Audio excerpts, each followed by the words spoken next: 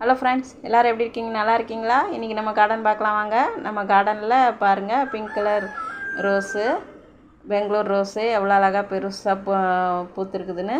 மொட்டும் நல்லா பெருசாக வந்துருந்தது. நம்ம கொடுத்த உரத்துக்கு பாருங்கள் எவ்வளோ அழகாக வந்திருக்குதுன்னு. அப்புறம் பார்த்திங்கன்னா பன்னீர் ரோஸு, இந்த பாவக்காய் பாருங்கள். இந்த பாவக்காவும் பாரிஜாத செடி தொட்டிக்குள்ளே இருந்து வந்திருக்குது.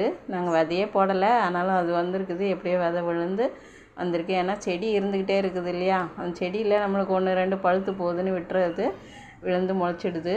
அப்புறம் பார்த்திங்கன்னா பன்னீர் ரோஸுங்க. அந்த பன்னீர் ரோஸில் மொட்டு பாருங்கள் எப்படி 2 மொட்டு ஒன்றா வந்திருக்குது.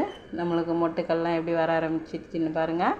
இதுலேயும் 2 மொட்டு இருந்ததுங்க. ஒன்று பூத்துடுச்சு, இன்னொரு மொட்டு இருக்குது, பூக்க போகுது. அப்புறம் பார்த்திங்கன்னா இது கல்கத்தா ரோஸு. இதுவுமே நல்லா துளிர் வந்திருக்குது. துளிர் வர்றதுலலாம் நம்மளுக்கு மொட்டு வர ஆரம்பிச்சிடும். அப்புறம் பார்த்திங்கன்னா இது பயிருங்க, காராமணி பயிர். அது கொஞ்சம் பூச்சி பிடிச்சிருச்சின்னு அந்த தொட்டிங்களில் எல்லாத்துலேயும் கொட்டி விட்டேன். எல்லா தொட்டிலையும் கொட்டினது மக்கி உரமாகுன்னு பார்த்தா அது என்னென்னா முளைச்சி வந்துடுச்சு.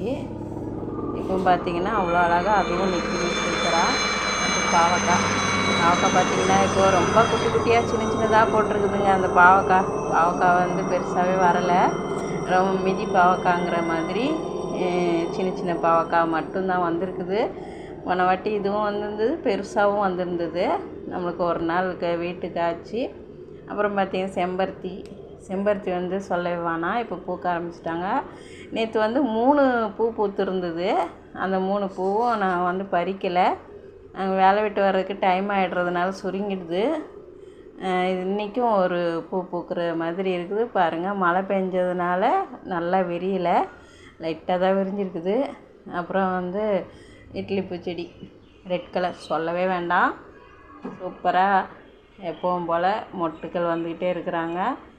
உரமும் நம்ம இப்போ கொடுக்க ஆரம்பித்ததுனால நல்லா வந்துக்கிட்டு இருக்குது. அப்புறம் நம்ம மாதுளை செடி பார்க்கலாம். மாதுளை பார்த்திங்கன்னா ஏற்கனவே ஒரு 2 தடவை மொட்டு வச்சு கொட்டிடுச்சுன்னு சொல்லியிருப்பேன்.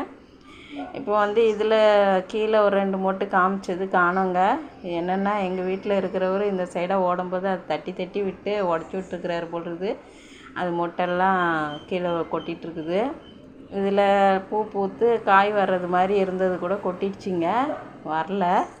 அப்புறம் பார்த்திங்கன்னா இன்னொரு கிளையிலையும் மொட்டு வந்திருக்குது. பார்த்திங்கன்னா கொத்தாக இருக்குது. ஒரு மொட்டு கூட பாருங்கள், 2 சின்ன மொட்டு இருக்குது. அது கூடவே இன்னொன்று இருக்குது. மொத்தம் 4 மொட்டு அதில் வந்திருக்குது. அதனால் அந்த கிளையை பிடிச்சி நான் மேலே பாரிஜாதத்து செடி கூட வச்சுருக்கிறேன்.